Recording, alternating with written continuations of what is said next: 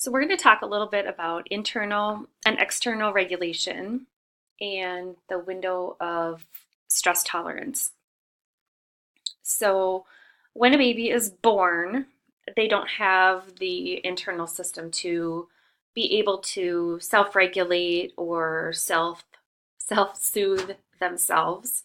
So, when a baby cries, they're trying to attract the attention of a caregiver to have their basic needs met. So, they're hungry, they're cold, they need their diaper changed. So, the caregiver is really used as their regulator since they don't already have that skill themselves. So, really, the infant is at the mercy of the caregiver to develop its internal regulation. So they're learning that through their relationship with their caregiver.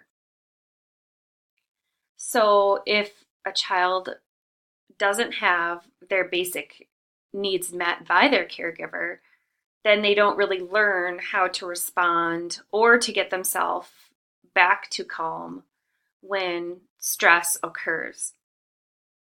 So it really puts them at a disadvantage because they have then a limited ability to maintain that calm state when their environment around them creates challenges. So, really, that parent and caregiver relationship is super important and is an essential part of normal development of the brain. So, really, that relationship is driving the brain development of the child. So, as far as external regulation, as teachers, a lot of times we ask kids to settle down or sit down quietly. A child that has experienced trauma can't do that on their own. If their past experiences have been chaotic, they will continue acting as if they are in that chaotic environment, even if their environment that they're currently in isn't chaotic. So you can take the child out of the trauma, but not so easily can the trauma be taken out of the child. Really, the most effective way of changing this is through safe, nurturing, and strong human connection. And at school, that means the teacher and the child relationship. And really, before we can get to any academic achievement, um, they need to be engaged at that relationship level with their teacher. You can also really create an environment in your classroom to help regulate, all of your students, but especially those who have experienced trauma. Um, I've seen the example used of like Chuck E. Cheese. And so if you can imagine yourself going into Chuck E. Cheese, it's a pretty like chaotic environment. But, as adults, most times we're able to kind of keep ourselves in that like calm state. But for a child that is constantly dysregulated, that Chuck E. Cheese environment is making it extremely difficult for them to regulate themselves versus an environment that might be more quiet, maybe has quiet music going. Um, so that kind of gives you a comparison between maybe an environment that wouldn't be helping a child regulate versus an environment that would be more helpful for a child to regulate. So next we're going to talk about the image that is on the screen, the window of stress tolerance. And this comes from Help for Billy by Heather Forbes. And so they use two children to kind of illustrate this idea.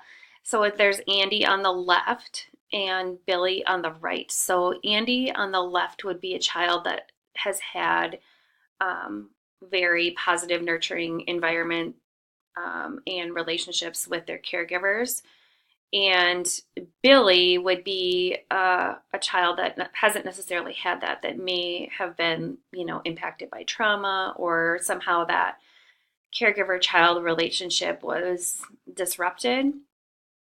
So it really shows the difference between, these two children. So you can see that Andy has a very large window of stress tolerance. So really, stress tolerance is the ability to withstand the pressure and the overwhelm and the fear without becoming dysregulated and without reaching their breaking point. So Andy on the left would be like a typical student in your class, and they're really able to function well in life and in school. And you can see he has a greater window of stress tolerance, which would allow him to really have good executive functioning skills in the classroom.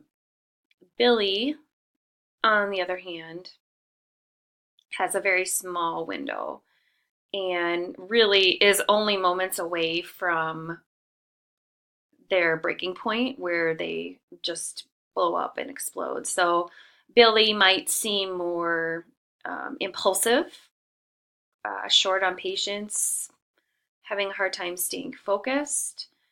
Um, his executive functioning skills are poor just because he's too stressed to think clearly and rationally at this point. So, really, our goal as educators is how do we increase that window of stress tolerance for Billy, so that they're not blowing up with, sometimes you have no reason,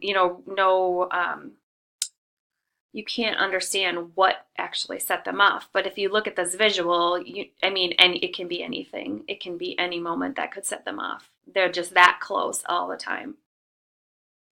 So the way that we close that window is by keeping that child in an environment that keeps them in their window without reaching their breaking point. Then they really have that chance to be able to increase that window of tolerance. And that's really what our challenge is with these students that are experience the trauma. So really, what you can kind of see here is that a child's behaviors may be manifestations of trauma. So it may have nothing to do with, it usually has nothing to do with you and everything to do with them. And it's really related to their responses, their stress induced responses from not having that internal and external ability to regulate themselves, because their trauma has